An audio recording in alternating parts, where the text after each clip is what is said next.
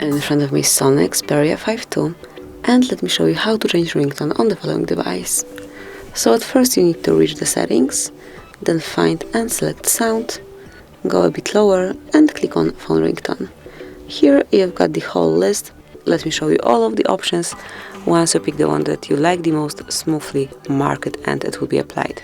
So let me show you all of the possibilities, starting with air.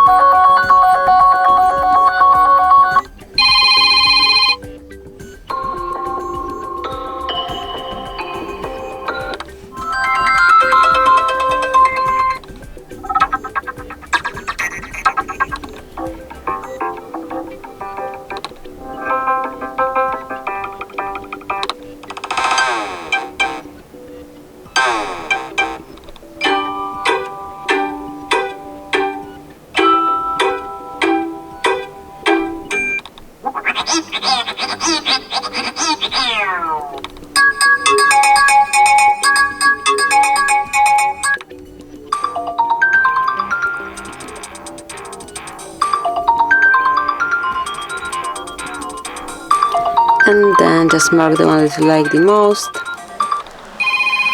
tap on OK, and as you can see your ringtone has been changed. So that will be all, this is it.